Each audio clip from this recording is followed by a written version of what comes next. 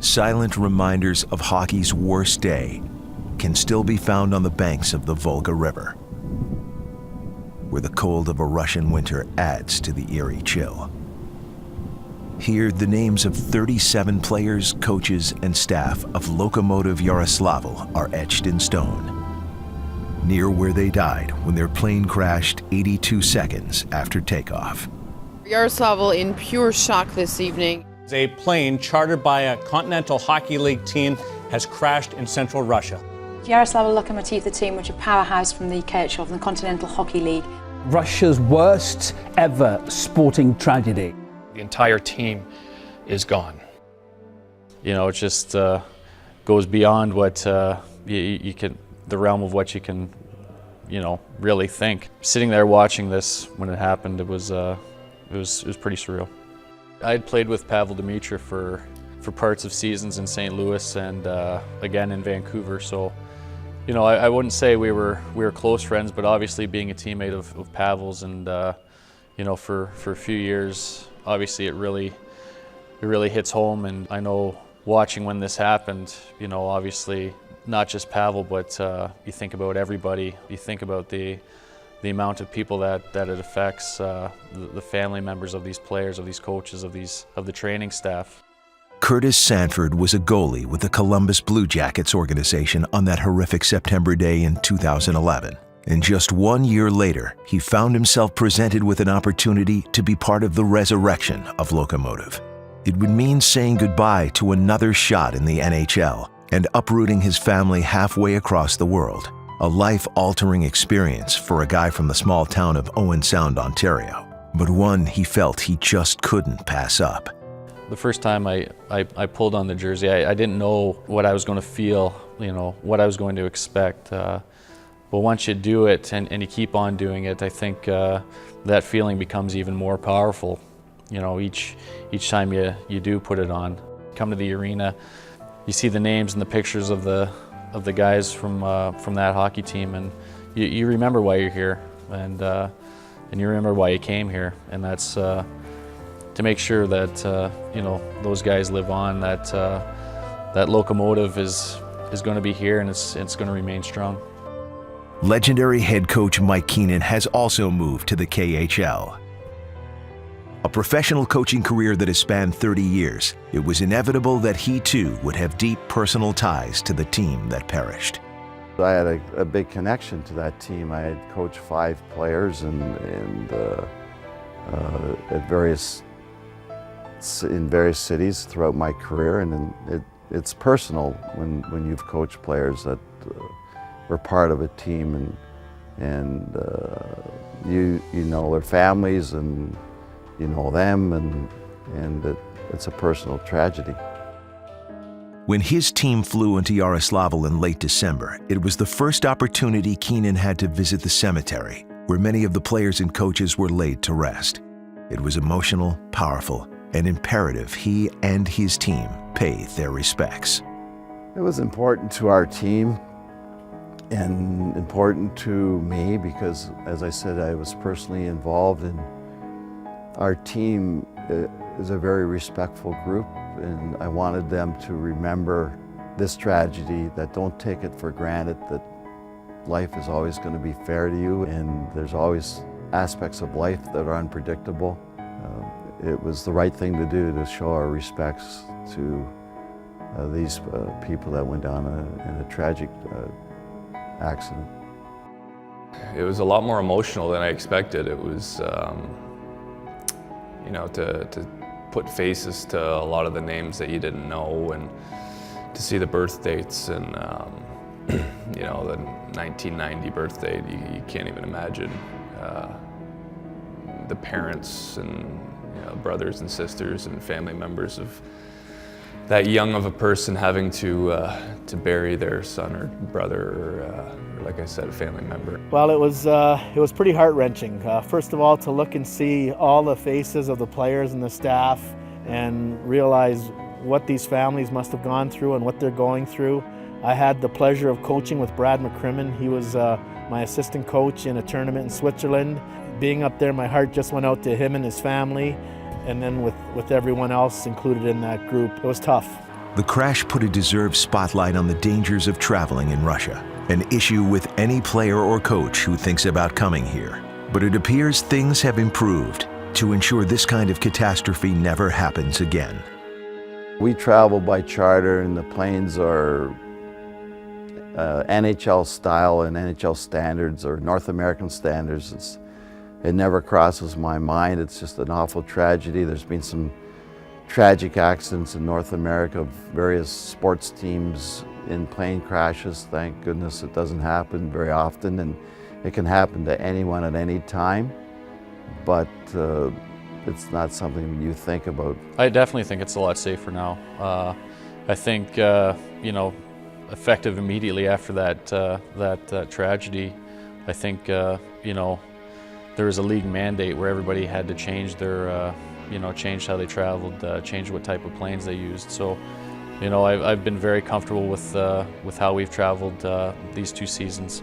Our owner has gone to great lengths to make sure that he's secured, top-notch planes and personnel to fly the planes. So, I think as an organization we've taken the proper measures, and I think league-wide the proper measures have also been taken.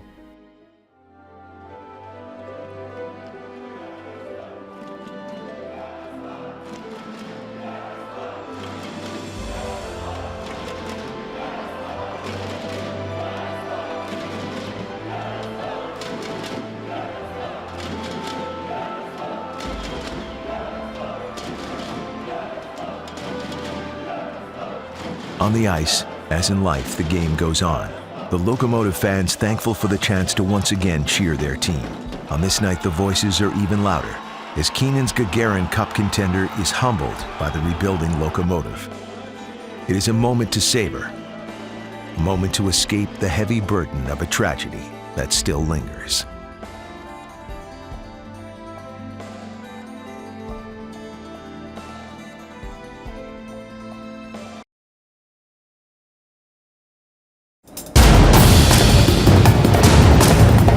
Welcome to the battle for bragging rights in the state of Michigan.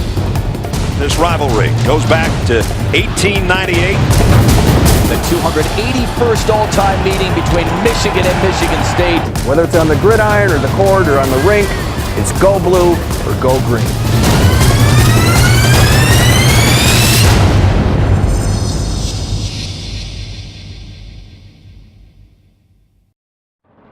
There had been anticipation all week throughout the state, on both the Michigan and Michigan State campuses. It was just over a decade ago on a cold night in East Lansing, and the barn was going bananas.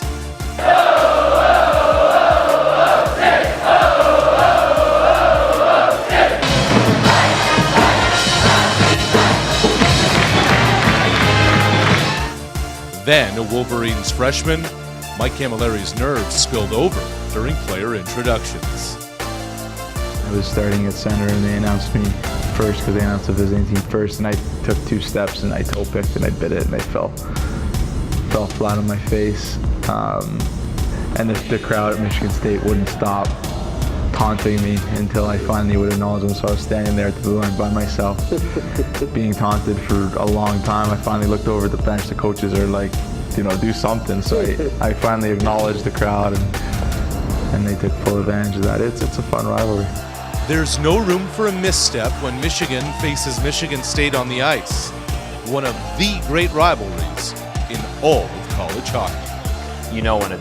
When it's Michigan week. The whole campus was excited, the student body was excited, the fan base was excited. The whole week is just excitement, anxiousness at the rink. Can't wait to get going. There's that intensity that you just don't get from playing other schools. Student section's at its finest, the band's ready to go. You'll probably be wearing the Mays jerseys against them. It almost doesn't matter where each team is in the standings. It's going to be a close game. Michigan State is, those are always the biggest games of the year and the most exciting. The root of the rivalry remains proximity. 1 hour from campus to campus and within state lines. The Wolverines and Spartans have had so many memorable showdowns over the years, but none more than 13 years ago, here inside Munn Arena, when everything spilled over. Swistak takes a swing. That's Sean Patchell. The bench is empty, and here we go. We talked a lot about the rivalry and what it means to these two schools. Well, you just got an up-close look at it. Camilleri and I had grabbed each other. I think we were both freshmen at that time. Probably the two smallest guys on the ice. I think I had him in a pretty good headlock. It was a fierce rivalry. It was a heated, fierce rivalry, and there's no fighting in college hockey, and we had a bench ball against Michigan State. The venerable Red Berenson, now the face of Michigan's hockey program the last 30 years, won't refer to the state university by name, but he was fully on board to propel the showdown to the next dimension in 2001. The Cold War is how they build the Wolverines and Spartans, the first outdoor game played in the modern era. You come to Michigan to play in games like this. You come to Michigan to win games like this. These are big games. It doesn't matter if we play that team once or if we played them 10 times. Every game would be just as big. I remember being in the bus on the way to the game and seeing people tailgating and partying as if it was a football game, and just a tremendous atmosphere. This is the all-time record in hockey history, Michigan history, and whatever else you want to use. I remember the day of the game, just the atmosphere.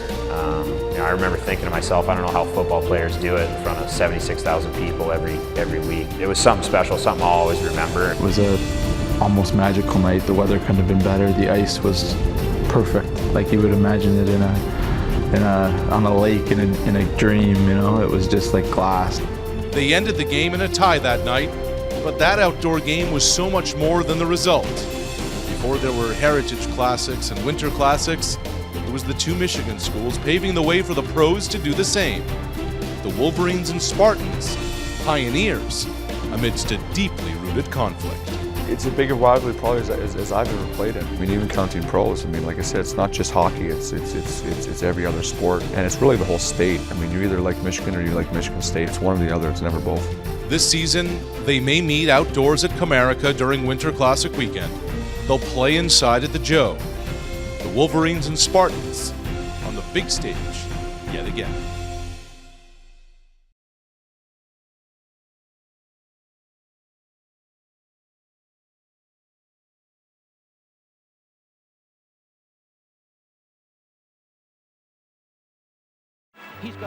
Intense, hard-nosed, and as tough as they come. Pat Burns was a winner everywhere he went during his 14 years as an NHL head coach. The only man to be awarded the Jack Adams Trophy with 3 different teams, Burns' road to the National Hockey League was as interesting as rare. In 1984, Burns left his position as a detective at Hull, Quebec to become the head coach of the city's junior team, the Olympique, needing just 2 years to win the Memorial Cup. His success did not go unnoticed, and he was asked to coach the Montreal Canadiens' American Hockey League affiliate in Sherbrooke. A year later, at the age of 36, Burns was named the youngest coach in Montreal Canadiens history. A surreal moment for the Montreal native, who grew up a few blocks away from the Forum, often sneaking in to watch the great Habs teams of the 60s and 70s. Lemieux centers, McPhee banked one wide, then put the rebound back to the point for Green. Green's drive, he scores! Burns' impact on the team was immediate as he guided the club to the 1989 Stanley Cup Final, only to lose to Calgary in 6 games. Burns was named Coach of the Year, the first to do so in his rookie NHL season. He would coach 3 more years in Montreal before moving on to Toronto, where he was behind the bench for the resurgence of the Maple Leafs. Again, Burns' impact was instantaneous, winning a 2nd Jack Adams Award, while becoming as much of a fan favorite as the players themselves during 2 memorable playoff runs in 1993 and 1994. He's talking to L.A. King players. No, he's not. He's talking to Melrose. And Burns is trying to get down at Melrose. Behind the Leaf bench, there's Burns telling Melrose, if you want to play that way, you're going to have to go through me too. The Leafs fell just short of the Stanley Cup Final in Burns' first 2 years with Toronto. Had they got past the Kings in 1993, it would have set up a dream matchup against his former team in Montreal. However, the fact he is still loved in both cities that are involved in such a rivalry speaks volumes about the man Burns was. His stay in Toronto would last 4 years, going on to coach the Boston Bruins in 1998. On the 3rd occasion, Burns would be named Coach of the Year in his first season with the new club. giving him an unprecedented third Jack Adams Award. Like his previous 2 NHL stays, Burns would last 4 seasons with the Bruins. Available when Lou Lamoriello called him to steer the New Jersey Devils in 2002. Burns wouldn't be named Coach of the Year this time, instead trading one honor for another, reaching the pinnacle of his coaching career. And here's Friesen. Oh, and the ball scores!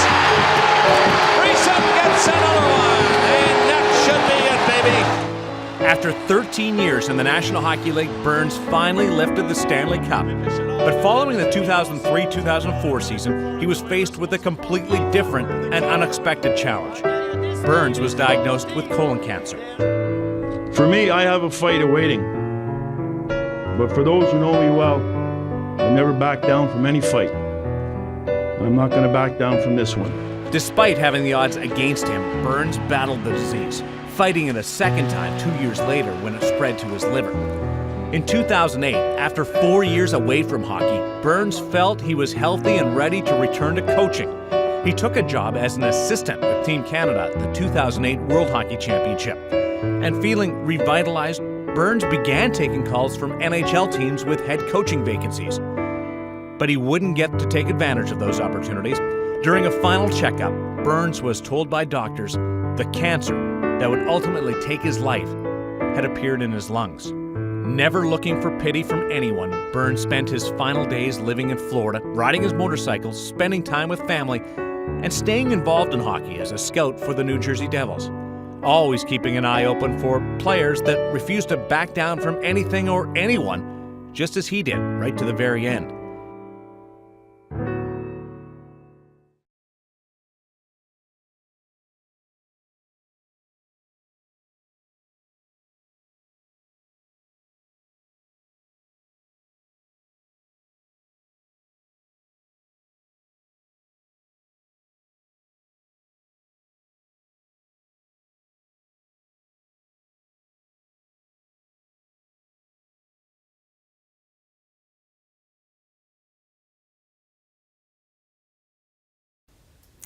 In the past few years, whenever the topic of headshots came up, the name Matt Cooke would usually follow. His litany of fines and suspensions helped make him the most hated man in the NHL and the poster boy for what was wrong with the game. But following his 5th career suspension last spring, apparently that is all behind him. And after a summer of reflection and some serious discussions with management and his family, Matt Cooke wants the world to know he's a changed man. He's going to hit you, and he wants to hurt you. Cooke leaves his feet. That's an absolute headshot. Blow to the head there, and Savard went down. These are just idiotic moves. It's the same guy. It's the same name every time, so sick of seeing that guy do that. Matt Cooke is going to continue to do that until the day he doesn't play hockey. And the day he stops doing that, he won't be playing hockey. That's how that man earns a living. I couldn't avoid a dangerous situation the way that I was playing before, no matter how hard I tried. Matthew Roy is hurt, and Matt Cooke has every Oiler coming right after him.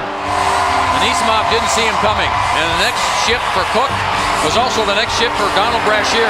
I felt like I had to play a certain way, and I went out and did it, and yeah, there was, you know, an element of risk or maybe even recklessness at times, but that's what I felt like I had to do. Back to get it goes better too. Hit hard. Matt Cooke just crushed him. I guarantee you, he's going to sit some games for that one. The Pittsburgh Penguins will miss Matt Cooke. The rest of the National Hockey League will not miss him for a second. The turning point was the McDonough suspension. Was it a case of you seeing it in yourself, like I've got to change, or was it the team kind of coming to you and saying, Matt, this can't go on like this? Obviously, there was a reaction from the team that sparked conversation with management, ownership, my teammates. Everyone was involved. But if you watch the tape of that hit, the disappointment and frustration in myself is before I even skate off the ice. A lot of people have said at that point, why don't you just get rid of him? You got to get rid of this guy, put him on waivers, send him to minors. And the only thing I said to that is that, you know, he's a good player for us, and for me to just put him on waivers and make him someone else's problem. I didn't think that was, you know, that was probably running from the problem and not giving that opportunity. So with the support of his team, Cooke set about the task of reinventing himself, a process that began with his coach, Dan Bylsma. We went and he went and looked at game tapes and looked at footage, looked at other players in the league and their approach to physical confrontation on the ice. So I think he changed his mindset. I also think he changed his approach, what he looked at on the ice in terms of, oh, here's a hit coming, or here's a chance to make a physical play. What do I see? And so I think he changed in both those regards, and I think you've seen that play out right from the start of training camp. That was really great positional hockey by Matt Cooke. Cooke one-on-one. He's already got a power play goal, and he scores! Short-handed! What a night for Matt Cooke! He says he's reformed, and we shall see as the season goes along. I've got to wonder how many times would you say even this season where you have had someone lined up and someone who in the past you knew you could have hurt, and instead you haven't. Has that happened? Yeah, I couldn't put a number on it, but I would say that there's at least once or twice a game, there's a situation where in the past I've gone for a hit. Sometimes maybe got the hit, sometimes maybe didn't get the hit. And now I try to get the puck, I try to steal the puck, and I've gotten more pucks. I've played on offense a little bit more, and you know, it's kind of a fun thing. You know, some people have brought Stan Mikita's name up in talking about you. Stan, who led the league in penalty minutes and went on to win a Lady Byng. 2, actually. So you're very familiar with Stan. Yeah.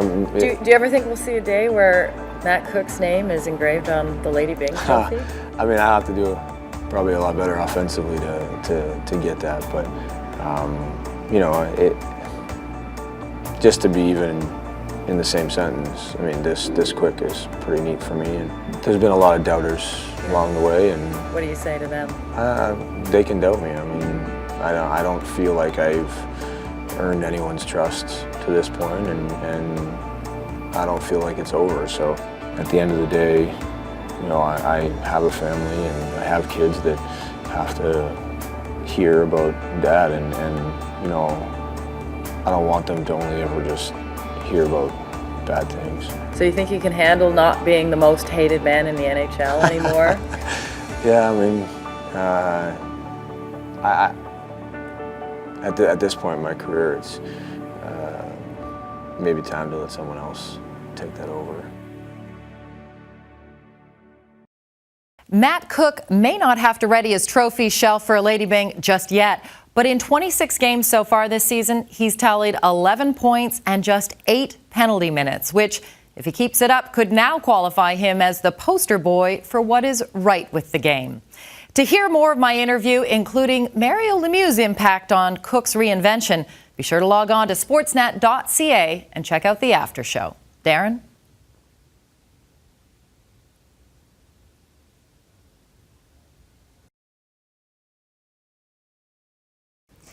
They say that time heals all wounds. But a year after losing their 14-year-old daughter, Daron, to suicide, the pain is still sharp for Luke and Stephanie Richardson. In the years since her death, the Richardsons, along with their daughter Morgan, have made it their mission to raise awareness and remove the stigma connected with suicide through the Do It for Daron Fund. And while that gives them purpose, it doesn't dull the pain of what they lost. Our 17-year-old Morgan is so busy, and a 17-year-old's life moves so quick with college coming up next year, and that way there's been so much happening a year in her life. So it frames that year. But no, I wake up and I still think, oh, I have to make the girls breakfast, or I wait for Daron to walk in the door, or I wait for her to text me. And it feels like yesterday. I know you've had to deal with a lot of firsts this year. First Christmas without Daron, first birthday with her not here, leading up to the first anniversary. Is it sort of a milestone, though, that you feel is important in your journey towards the healing process? As we get close, I've felt it, and I'm not so sure I'm really looking forward to it, but I would like to, obviously we want to acknowledge it for ourselves because, most of the help that we've gotten with the therapists and the doctors is said the only way through anything like this is to go right through it.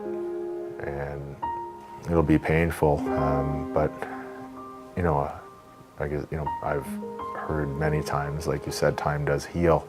At certain times it doesn't feel like it, but I think after then the day's over, you realize that it does.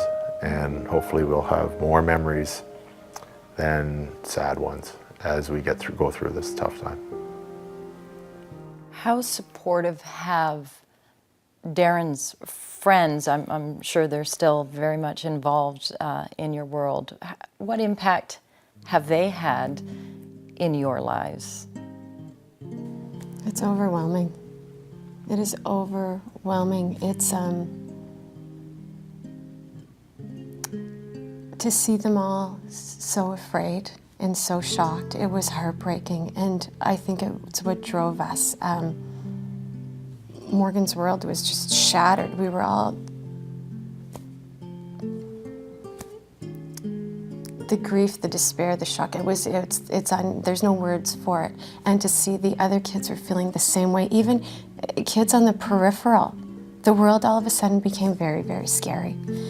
And as soon as we opened up to them for that grief and to share that together, they just embraced it, and they continue to embrace us. Really, the whole concept of Do It for Daron, DIFD, that has really grown huge. It came from the children and the kids, like Steph said, and they're the ones that they came up with it. They're the driving force of it. As adults, and we just maybe gave it a little bit of direction. Just getting the proper clinical advice from the hospitals and everything, and the psychiatrists. But I think that's what we want to just make sure that it doesn't just die off. Yeah, it was a group of the kids came up with it right at the beginning. It was their way of coping. They asked if we minded if they made helmet stickers, and we said, of course, we didn't mind. They were very worried about upsetting us, and life has upset us. The kids have not. And I think with us being public and our friends being so public, it let everybody know, we all need to have these conversations. Just because your child is high achieving, or just because your child has a lot of friends, or just because your child seems happy, you still need to ask, are you okay? If you're feeling funny, if you're feeling sad, we can talk about that. And that's what DIFD does. It has really brought it mainstream. It has made it okay to talk about it. The kids, they want to wear the purple. They want to do that. They want to touch everybody else's life. And I think it's made everybody a little bit kinder. And I remember asking, how could this happen? I didn't understand how this could happen to an amazing young girl. She was just so incredible. She was the funniest person in our house. She was the happiest person in our house. How does that happen? And they said it happens. And nobody would have ever asked someone like Daron if she was okay. And she would have never said. So we need to change that.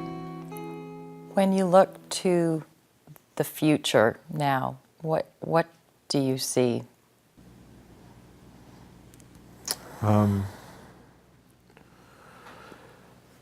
know what, I think we've put all our energy into Morgan. Obviously not to forget about Daron, it's just Morgan is lost. We've talked about more than we've lost. I think we've lost our daughter, she's lost her sister and her best friend, so there'll be lots of tough times, I'm sure. But as time goes on, hopefully, it eases. I find the future, it's to focus on all the great things. So when Morgan chose her college for next year, it was just so full of joy, and we were so proud of her, and I could see it in her eyes because there's just a little something missing. So she didn't get to share it with Daron. And it's hard because the future is, you look forward to doing all the great things our family does, but there's a sense of loss of all the things you won't get to do. And I'm sure it's with every parent that's lost a child, and that's where you feel really ripped off. So the future gets tough. It's a lot easier. I think that's why people tell you focus on the day. Every day, enjoy the day. And because the grief gets in the way of looking forward. Yeah, it's tough. The things that, you know, sometimes I feel like I'm being selfish that I'm gonna miss. I try and change that, and it's really sad, but it's what Daron's gonna miss. She would have loved high school.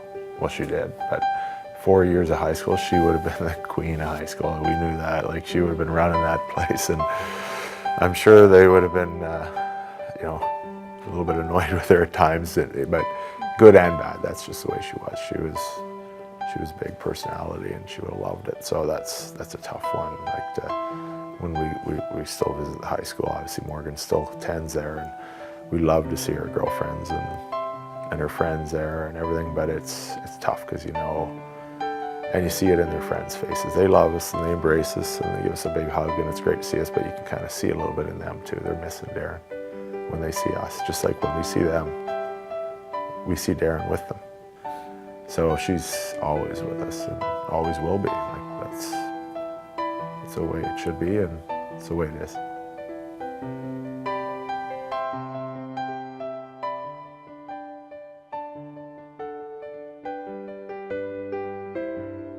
To date, through the Royal Ottawa Mental Health Centre, DIFD has raised over $1 million, hosted suicide prevention sessions, and worked with the school board to develop a mental health curriculum. But most importantly, it's prompted discussions and saved lives. And that is the legacy of Daron Richardson. For more, visit doitfordaron.com.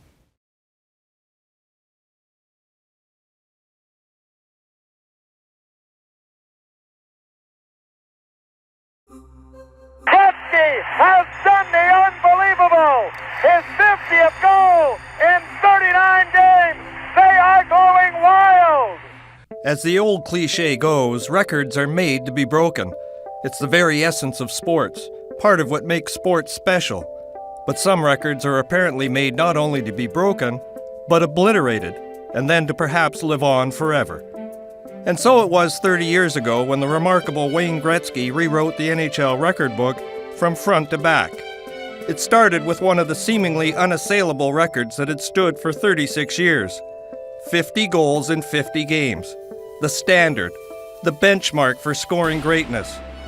The great Maurice Rocket Richard had set the mark in the 1944-45 season, and while others took runs at it, it wasn't until the 1980-81 season that Mike Bossy finally matched the Rocket, scoring 50 in 50. Right to Trottier to Bossy, shoots, he scores! Mike Bossy has his 50th goal! A standing ovation, 50 for Bossy, a minute 29 left in this game. And, said Bossy, it took everything he had to do it. A great player, Bossy was still not the great one. A game changer, a special player who dominated his era, who smashed records, and who did things on the ice no one else had ever done or ever contemplated.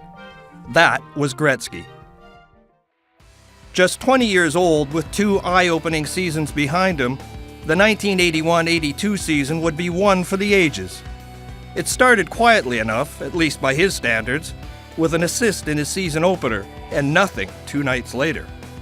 After 51 and 55 goal seasons, Gretzky had determined he still had to pass less and shoot more. But it took him until his 3rd game to finally get his first goal. And like so many things Gretzky, once he started, the floodgates opened. Here comes Gretzky 2-on-1 with Walt Podubny. Hustling back as a defender. Scores! Wayne Gretzky! That gives Gretzky a chance. Look at that. Gretzky taking the pass. Has Jari Kurri trailing. Gretzky in the circle. Cuts in front. Score! Boy, did that look easy. There was a 4-goal night on Halloween, one of 10 hat tricks he had that season.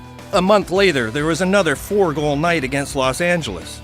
It was then, in late November, when he had 28 goals in 24 games, that Gretzky really believed he had a shot at the Rockets' record. But even he was thinking it would take the full 50 games to get there.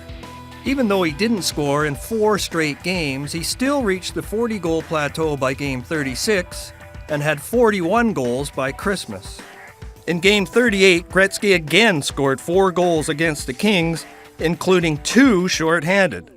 And then came the record-breaking night, December 30, 1981 at Northlands Coliseum in Edmonton. It was against the Philadelphia Flyers, a good team period, but also a good team defensively. But they were no match for Gretzky. His first goal, number 46, which he called fluky, came at 7:47 of the first period. His second was a shot from 35 feet away, a few minutes later.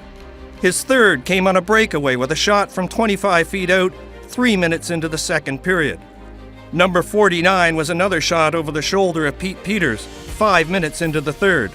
And just like that, history was within reach. Here is an empty net chance for Gretzky with 5 seconds. He's moving in. Score! They're mauling Gretzky over in the corner. The fans go wild. 50 goals in 39 games. He's got 50 goals before anybody else got 30. 5 goals on the night, 9 goals in 2 games. 50 goals in 39 games. It happened so fast that even Gretzky's parents, who had planned on joining the countdown as he got close, weren't at the game. To put it all into perspective, to tell you just how incredible 50 and 39 really is, consider that last year in the NHL, just one player had 50 goals in the entire season. Back in 1981, by the time Gretzky played 50 games, he'd scored 61 goals.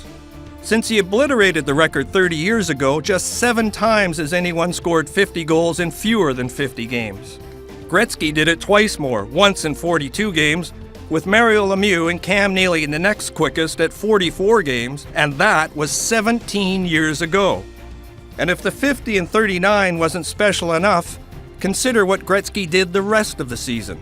Gretzky took it away from him. Gretzky moving in. The shot. He scores! Gretzky, 77th of the year. Gretzky has pulverized another National Hockey League record.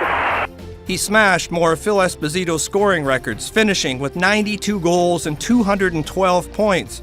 2 records that seemed safe for an eternity, until, of course, Gretzky broke the latter himself with 215 points 4 years later.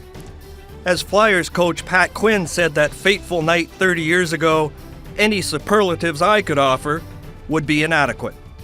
And of the 60 records that he still owns, Gretzky's favorite remains the 50 and 39. Why? Because it's the hardest to break. They are standing in the Northlands